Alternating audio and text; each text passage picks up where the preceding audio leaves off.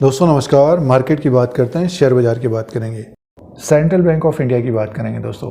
PSU bank है, 48 rupees में stock price है। 11 दिसंबर 2023 को 42% का रिटर्न दिया है पिछले एक साल में। आपके पास सेंट्रल बैंक ऑफ इंडिया का स्टॉक है तो तेज़ी बनी थी, लेकिन सितंबर के महीने में इसका एक टॉप बनाया, 56 रुपये का हाई बनाया, 52 वीक हाई बनाया और 52 वीक लो है 22 रुपये 25 पैसा। तो पिछले एक साल में जिन्होंने लोअर लेवल पे ख़रीदा है, यानी मीन्स 25, 30, 35 रुपये में ख़रीदा है, तो तेज़ी तो बनी थी, लेकिन सितंबर के महीने से इसमें थोड़ा बहुत देखिए प्रॉफिट बुकिंग देखने को मिली है। अभी स्टॉक प्राइस है 48 रुपीज़ में। तो आगे की बात करते हैं, शेयर प्राइस आगे कैसा रह सकता है, इसके बिज़नेस की बात करेंगे। इंटरेस्ट अर्न क्या रहा था लास्ट क्वार्टर में। अब तो तीसरी तिमाही के नतीजे आएंगे तो देखना पड़ेगा कि उसमें कितना इम्प्रूवमेंट होता है, लेकिन पिछला जो रिकॉर्ड है उसके अनुसार आगे की बात करेंगे और शेयर प्राइस के अनुसार भी बात करेंगे।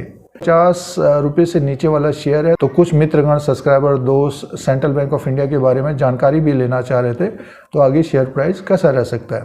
तो सबसे पहले इसके बिजनेस की बात करते हैं। देखिए 30/9/2023 के क्वार्टर में इंटरेस्ट अर्न की बात करते हैं, 7,350 करोड़ का इंटरेस्ट अर्न हुआ था और बैंक का अदर इनकम भी होता है, उसको अगर हम प्लस करके देखते हैं टोटल इनकम 8,411 करोड़ का था दोस्तों, और ये पिछले क्वार्टर से बढ़कर हुआ था। सालाना तो अच्छी ग्रोथ थी।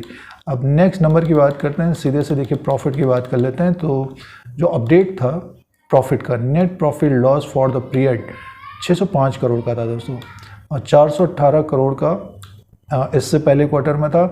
एक साल पहले 318 करोड़ का था। तो सालाना देखते हैं तो अच्छी ग्रोथ रही है सेंट्रल बैंक में, और टोटल इनकम बढ़कर आया था। प्रॉफिट 605 करोड़ का प्रॉफिट है बैंक को। अब इम्पॉर्टेंट पॉइंट देखिए, जो ग्रॉस एनपीए और नेट एनपीए की बात करते हैं, जो हम लोग डिपॉजिट करते हैं बैंक में, बैंकों के द्वारा लोन दिया जाता है, तो उसमें देखिए जो नॉन परफॉर्मिंग एसेट है, जो परसेंटेज की बात करते हैं, 4.62 का अपडेट है दोस्तों ये लास्ट क्वार्टर में Q2 of FY24 में, और नेट एनपीए है 1.64% का, और ये ग्रॉस एनपीए है 4.62% का। एक साल पहले देखिए ये लगभग 10 के आसपास था और ये 3 के आसपास था। तो ये एसेट क्वालिटी में सुधार हो रहा है, यानी मीन्स जो लोन दिया जा रहा है वो एक तरह से उपभोक्ता द्वारा, कंज्यूमर द्वारा दिया जा रहा है दोस्तों। तो ये ग्रॉस एनपीए, नेट एनपीए कम हो रहा है, एसेट क्वालिटी में इम्प्रूवमेंट है, और इसका अर्निंग पर शेयर भी देखिए सुधरा है, क्योंकि प्रॉफिट बढ़ा है बैंक का, 0.70 का है दोस्तों। तो ये जो नंबर्स हैं, लास्ट क्वार्टर के जो नंबर्स हैं, उसमें इम्प्रूवमेंट रहा था सेंट्रल बैंक का। अब तीसरी तिमाही के नंबर्स आएंगे तो उसमें देखना पड़ेगा कि एसेट क्वालिटी में कितना सुधार होता है। ग्रॉस एनपीए 4 के आसपास पहुंच गया, क्या 2 के आसपास आता है, नेट एनपीए 1 के नीचे आएगा, तो शेयर में तेज़ी रहेगी दोस्तों। और देखिए ये टोटल इनकम भी बढ़ा है, तो अभी ग्रोथ देखने को मिल रही है। पिछले एक साल में बैंक में अच्छी ग्रोथ है दोस्तों। तो ये दूसरी तिमाही के नंबर्स हैं। अब तीसरी तिमाही के नंबर्स आएंगे। फंडामेंटली बात करते हैं तो इम्प्रूवमेंट दिख रहा है सेंट्रल बैंक ऑफ इंडिया में। मार्केट कैप की बात करते हैं, 40,644 करोड़ का मार्केट कैप है सेंट्रल बैंक का, और इसका फेस वैल्यू 10 रुपीज़ का है। सेंट्रल बैंक ऑफ इंडिया का जो फेस वैल्यू है 10 रुपीज़ का, बुक वैल्यू पर शेयर है 30 का दोस्तों, और अर्निंग पर शेयर है 2.51 का। आरओई की बात करते हैं 8.17% का है। तो फंडामेंटली बात करते हैं, देखिए टोटल इनकम बढ़ रहा है, प्रॉफिट आ रहा है बैंक का, एसेट क्वालिटी में सुधार हो रहा है, और बुक वैल्यू पर शेयर है 30 का, और स्टॉक प्राइस 48 में। फंडामेंटली बात करते हैं तो एक तरह से अंडर वैल्यू स्टॉक है सेंट्रल बैंक ऑफ इंडिया, और काफ़ी इम्प्रूवमेंट देखने को मिल रहा है। पिछले एक साल में अच्छा खासा इम्प्रूवमेंट है।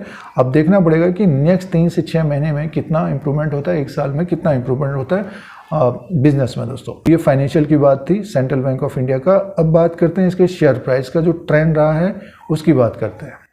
अब दोस्तों शेयर प्राइस के अनुसार बात करते हैं। देखिए ये टेक्निकल चार्ट लगा हुआ है सेंट्रल बैंक ऑफ इंडिया का, और स्टॉक प्राइस है 48 रुपीज़ में। एक टॉप बना था इसका, 56 रुपीज़ तक गया था ये। उसके बाद देखिए एक तरह से गिरावट रही है, और इससे पहले थोड़ा पीछे जाएं, अगस्त के महीने में ये 30 रुपीज़ में था दोस्तों, 30 रुपीज़ के आसपास था। इसमें अचानक से एक तेज़ी बनी और एक ही महीने में स्टॉक ऊपर की तरफ पहुंच गया, और यहाँ से देखिए एक तरह से प्रॉफिट बुकिंग डाउन ट्रेंड है, और 40 रुपीज़ के आसपास से इसमें थोड़ी बहुत बाइंग आ रही है, लेकिन बीच बीच में प्रॉफिट बुकिंग देखने को मिल रही है, या फिर जो निवेशक यहाँ पर ट्रैप हो गए होंगे वो निकल रहे होंगे, क्योंकि समय कम होगा। तो जैसे ही स्टॉक ऊपर की तरफ जा रहा है तो वो एक तरह से निकल रहे हैं। अभी 48 रुपीज़ में है।